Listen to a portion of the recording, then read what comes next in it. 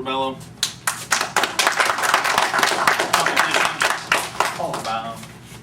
Thank you. Floor is all yours. Go through anything you want to do. History, everything. They are sponges. Sponges. Sponges. I gotta get her. She did a little golf clap. You gotta vary. Little mice are going, huh? What? No, You got the screamer and the golf clap. It's a kind of a, it's a yin yang thing yin happening yang right there, thing right there. Ah, that's why. That's Oh boy, we got a question already. Oh, what should we call you? Okay. The title that most people call me is professor, because I profess to have a level of knowledge. Recently, I was promoted to Grandmaster. What do you do with that? You can't go to 7-Eleven and go, Grandmaster, would you like a donut? No, it's like this.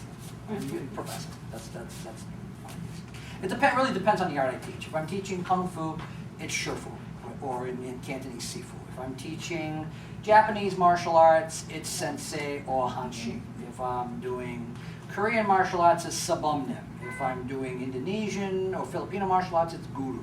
So professor, just professor level of knowledge, and that's the key. So professor's fine. Mr. Rebelo is fine as well. Okay. So, all right. So what do you want to do? All right. Now you have a black belt club here? Yes. Now that's later on. No, today's our SWAT class today, but we're gonna do it as advanced training for all my intermediates and advanced. Okay. All right. We didn't get a chance to do this, so I want to see you do it. How many people you have combinations? Cool. All right, let's see some combinations first. So let's bow from position. Bow, right foot on the elbows, move. You know what that means? Yeah. Okay, where's that come from? Anybody know? Opposition. Okay, that's what this is. What do we call it? It has a name when we do this whole thing in the gym. Upward cross. I have never learned an upward. Amazing! I have to find that out somewhere. 40 years. I will attack you with my deadly upward. I'm going to put two little tongues in my armpits, and my arms go on the armpits. It'd be great. Okay, what is it? An upward what? An upward cross block. An upward cross block, upward X block. What is the whole thing called? It has a name. This whole thing with bow. What stands for? Oh, right foot on elbows. Right foot out in elbows. Right foot out on elbows. Where does it come from? I don't know. Okay, it's called a Hawaiian. You know? I was going to say forward stance. No, that's I mean, what art? What art does it come from? Where is it? You know, it's like, where were you born? You know, where did you come from? In the hospital. Yeah. What state? What consciousness when I got out? You know. Did you say guess Korean? No, not Korean. Japanese. No. Okay. You just keep throwing nationalities. Just throwing the Asian all around. Definitely not Indonesian. No. Okay. This comes from an art called originally. Again, we know an art called Kai Zen Po Goshin Jutsu. And this was created, and again, let's all say it out loud. Kara, Zen, Po, Goshin, Jutsu. Long name, huh? Kai Zen Po Goshin Jutsu. And this was formulated by a gentleman named Victor Gaston. He learned an art before that called Kaju Kenpo. And it was created by a gentleman, Adriano Imperato, and 4 of his friends who were also black belts. And Ka was for karate, Ju was for judo and jujitsu, Ken was for Kenpo, and Bo was for boxing, or Chinese boxing, Kung Fu. And he broke away from them and created Kai Zen Po Goshin Jutsu. Sonny Gaston taught a gentleman by the name of George Pesare. And George Pesare was in the military, and he was living in Rhode Island at the time, and he was in the Air Force in Burbank, California, and studied with Cedric Gaston. And he got to a particular rank, and he went, go back and teach! You're a black belt. I know? Yep, go back and teach. Cool. So he went back and taught it, and this was how they would open each class, right foot on elbows. From position, bow, hey!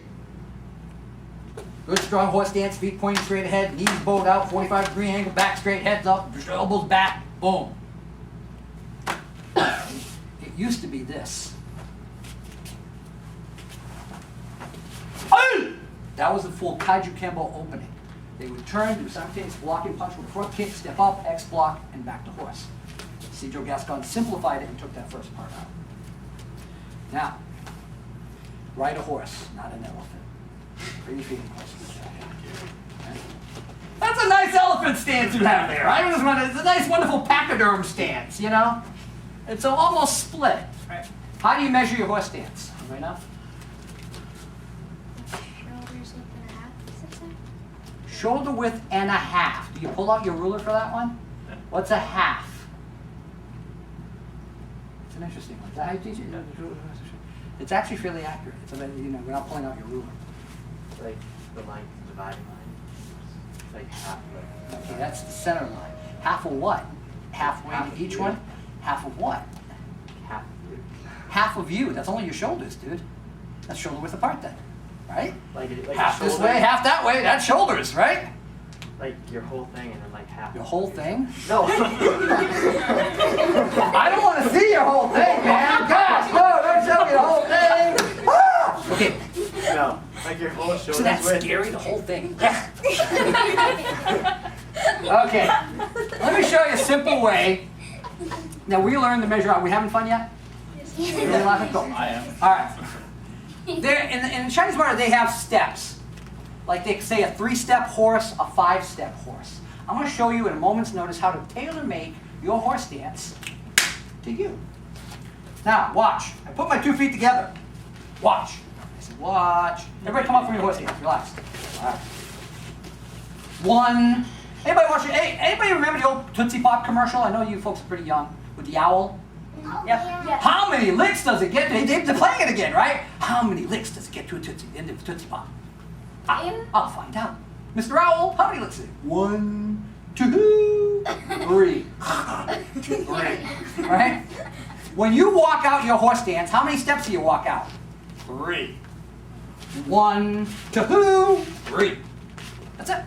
3-step horse. Now, what do? Let's all do it together.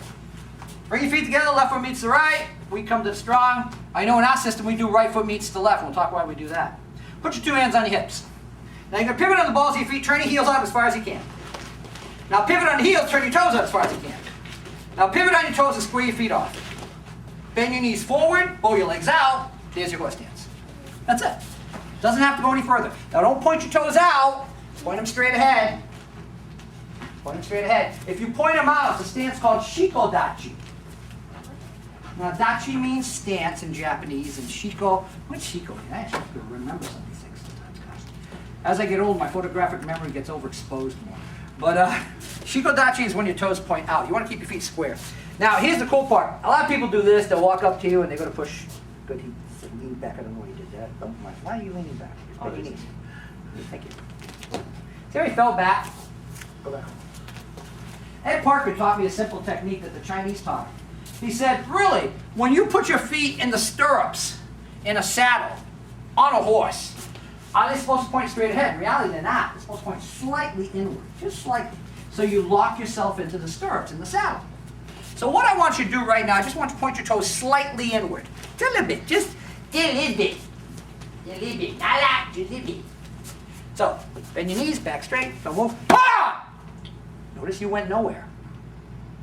Why? Because now your ki, your energy, your skeletal alignment of your legs is now pointing forward. If I took 2 bow staffs and put them that way, they'd actually form an arrow pointing straight ahead.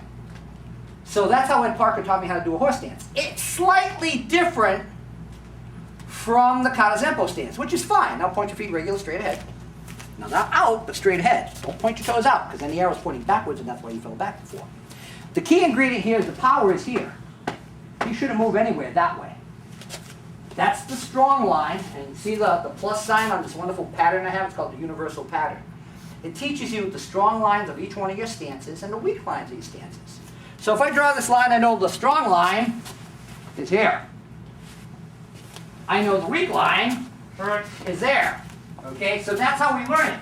This is not a stance where power is only generated on this line. The power is over here on the sides. That's why originally in the old days in Kenpo, when we fought, we used to fight in a side horse stance, because that was our power line. We could only use our front hand and our front leg on a straight line, but that was okay, because all the vital targets would turn sideways. And I was in a good, strong, stable horse stance. That's what we used to fight in the old days in Kenpo. So, this is our horse stance. So if someone comes up to push you, don't tell them, but just point your toes in a little bit. Just stay there. At that point, you can giggle, you can laugh, don't go, don't do that. Okay? But just get a good strong stance. All right, so that's our horse stance. All right? Right foot meets the left, close, front position. Now, it's also be move the left foot. You only move your right foot. Here's the rule. If a system steps out predominantly with their right foot and steps in with their right foot, that's a Japanese influence. If they step out with their left foot and draw their left foot in, that's a Chinese influence. Now, there are some exceptions to the rule in certain Chinese martial arts. But this is the mindset. How many people here are right-handed? Raise your hand. How many people are left-handed? Raise your hand. High five! Left-handed people. Okay. In ancient times, left-handed people were considered everything from cursed to demonically possessed. You were possessed by a demon, you were a horrible, hateful, evil person, and we should smack you in the head and slap your hand for even attempting to use your left hand, you naughty, horrible individual. I know because I went to parochial schools, I was slapped with rulers on my hands, I wore weird devices, and I did the ultimate sacrilege. I was a left-handed person, and I wrote with a right-handed slant. I was going to go to hell in a handbag. How dare you write like a right-handed person, you evil, horrible left-handed person. Be glad that's over. I'm just ticked off they want to get rid of cursive. I'm like going, what? I got good calligraphy, man. You can get cursive. Now, when we step out with our right foot, that's an homage to the Japanese roots. So when you step out with your right foot, that's basically saying, hey, there's some Japanese influence in what we do. So let's try it out. Right foot out on elbows. From position. Move. Hey! Bow, ki when you X block. There you go. Like I said, point cheek, point your toes in. Now, that'll lock you in. Okay. All right, let me see front two knuckles. Ready, starting off on the right. Ready, right hand. Move. Hey! Move. Hey! Move. Hey! Move. Hey! Move. Hey! Move. Hey! Why do we call it this? I mean, that's what. Do you know it as a front two knuckle? If it's something different, tell me. No? Okay. Why? Because these two knuckles are connected to your wrist completely. These two knuckles are not, and they are more pushed out than in. You're right about the metacarpals or knuckles being connected to the two strongest knuckles. These are the rams of the horn. The horns of the ram. One of those, I forget. You ever see a car, the ram, with the big horns in the front? You know what rams do during spring when I get girlfriends? They run up to each other. Two males, they hit each other. No, I want it. No, I want it. No, I want it. Now, what do I want? Aspirin. You have it, okay? But the front two knuckles are the two strongest knuckles of your hands. Now, we do an interesting thing in Kai Zen Po. We punch in line with our center line. In American Kenpo, we punch in line with our shoulder. And the reason for we do that is because your knuckles, wrist, elbow, and shoulder are all in alignment. Keep your arm right there, young man. You have your name, sir? Christopher Sensei. Christopher Sensei? Wow, when did you get Sensei? All right, so again, when I hit, feel how it goes back to the shoulder? Go back on the center line. Feel how it doesn't? Good. Your wrist wants to waddle, waddle, waddle. That's the really focus on strengthening the wrist and realigning the wrist. That's why we do that. So it lines up with those two knuckles. Here it already does, but here we really focus on turning the wrist. So we really focus on that. So that's why we punch on the center line. Okay, thrust punch, starting off on the right. Move! Hey! Move! Hey! Move! Hey! Move! Hey! Move! Hey! Okay, see, some people doing front two knuckles. Have you not learned the vertical punch yet? Yeah? No? Actually, you have thrust punch. Thrust punch. Some people are punching people in the groins. Not that you have more than one, but when you punch a person in the groin, and we were talking about this. How many people have two pinion? Raise your hand. Two pinion? Nobody in this room has two pinion? Some really? Kenpo katas for tournament. When did they get two pinion? If they do tournament, if they're low rank and they want to do So tournaments. you never get it? Wow. You teach the basics. Wow. Yep. Wow. I teach the Shotokan basics and the Kenpo basics. Okay. Okay, all right, since the Shotokan thing, in Japanese, here's your phrase for the day. Tate Suki. Everybody say it. Tate Suki! That's what this is. It's a vertical punch. A thrusting action. Suki means thrust. Straight line action. So that's Tate Suki, vertical thrust. Now, the cool thing about this, you can punch a person in the groin and still hit with those two knuckles. You can punch him in the solar plexus, still hit him with the 2 knuckles. You can punch him in the face and still hit him with those 2 knuckles. Not so much with the front 2 knuckles, especially if the person's taller than you. Once it goes above your shoulder, you're not hitting with the front of those 2 knuckles anymore. Unless the person is a wood, it looks forward. Okay? So this is why this punch is pop, because you have what's called the vertical flexation of your wrist. Okay. Next, back 2 knuckle. Hey, actually, elbow position. Okay, starting off on the right, back 2 knuckle. Ready? Move. Hey! Move. Hey! Move. Hey! Move. Hey! Where are you hitting? So Solar plexus. You break your wrist. All right. Normally, when we first teach this, T-faced. Bust them in the nose. Take the nose and drive it up into their forehead. We actually make you say that. Take the nose, drive it up into his forehead. Because, I got a question. Anybody seen a skeleton? Anybody seen a skull? Got a question for you. Where's the nose? You look at a skeleton, your skull, it ain't got no stinking nose. It's got a little hollow, upside down, heart shape, but it's got no nose. Where's the nose? Where's the nose? It's cartilage, so it's disintegrated along with the ears. There you go. Cartilage. It's a soft, malleable substance. I'd say silly putty, but nobody knows here what silly putty is. Play-Doh? Clay? Okay, it's like clay.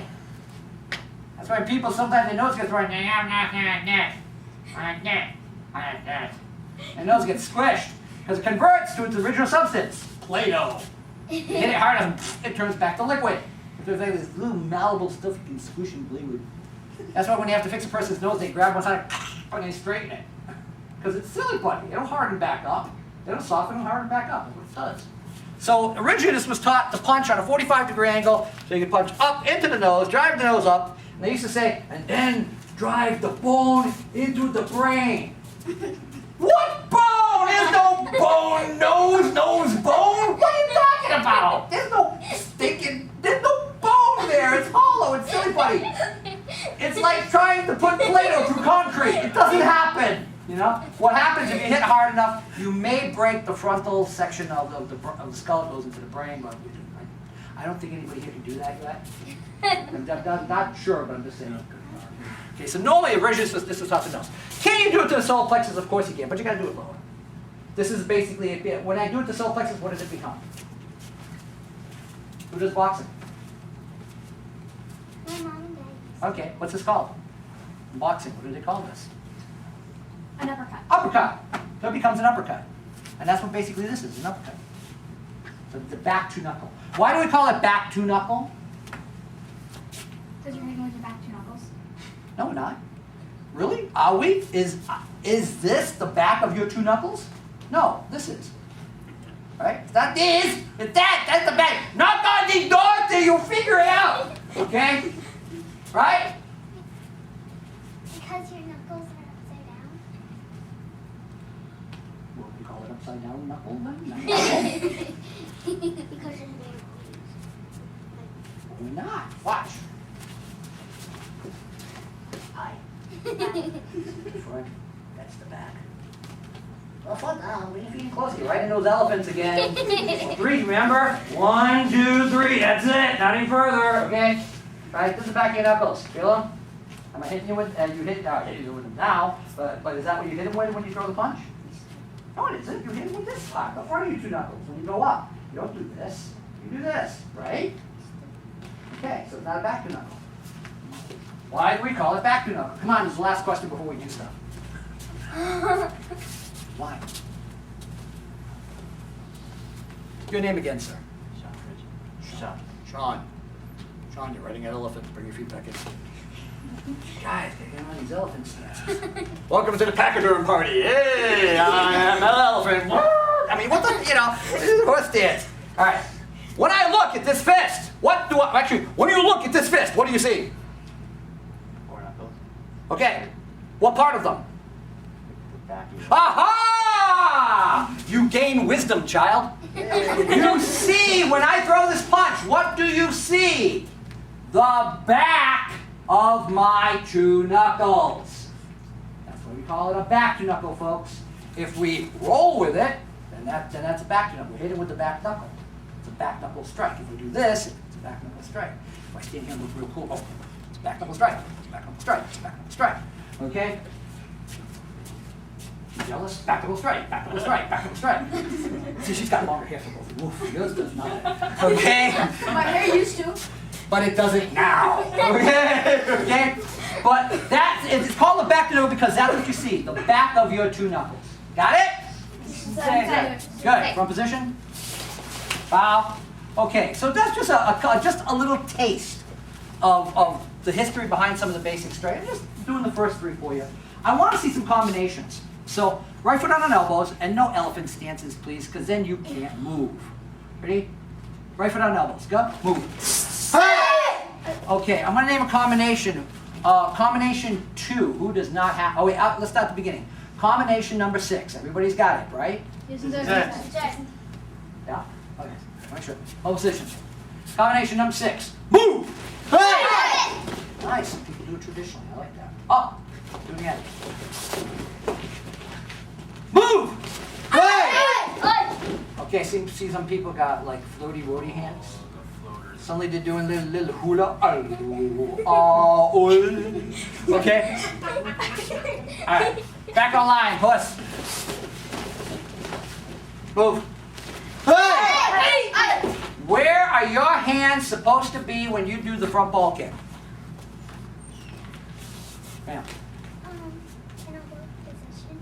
Okay. You're exactly right. Originally, it was elbow position. No, a lot of people now are doing guards right when they throw the kick and whatnot, but way back when dinosaurs roamed the earth and the magma hadn't cooled yet, it was horse stance. Up. Back in the day, when I first learned this out in the 1970s, this was combination number 6.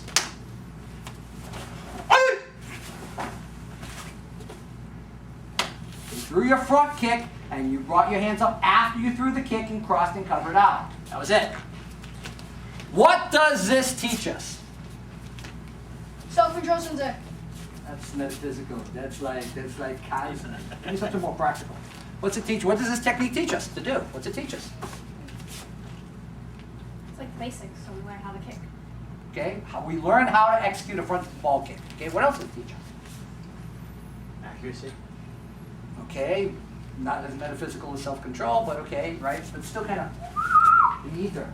Okay, what else does it teach us? Somebody else. What does combination 6 teach us to do? I know you have a hand up. What's it teach us to do? I mean, we do it. Why do we do it? To defend ourselves, okay? Right, that's the basic reason. What does it teach us? All right, let me ask you a question. Your name, dear lady? Skylar. What's longer, the arm or the leg? Leg, Sensei. Bingo! So the first thing we learn is the leg is longer than the arm. Now, Shaving all your what's the other thing we learn? Shaving all your heads. What's one of the softest, tenderest areas in the human body to hit? Not Skylar. Somebody. The nose. The nose. Are you kicking someone in the nose with combination number 6? No. Where are you kicking them? Little junket. Huh? Solar plexus. You might have been taught that. I don't know. Is that what you teach traditionally? Okay. Here's the secret. Richard was the groin. Richard was kicking between the legs. Bring the rest against bang! Right between the legs. I'm sorry. I'm leaving. You're busy on the floor going. Right? Right? Suddenly, I do combination 6 and you become Michael Jackson. Right? And it's like that. Originally, that's how it was taught, folks. But when I'm teaching small children, I don't want to get the call from the school principal going, little Johnny, little Susie kick little Johnny in the Jimmy.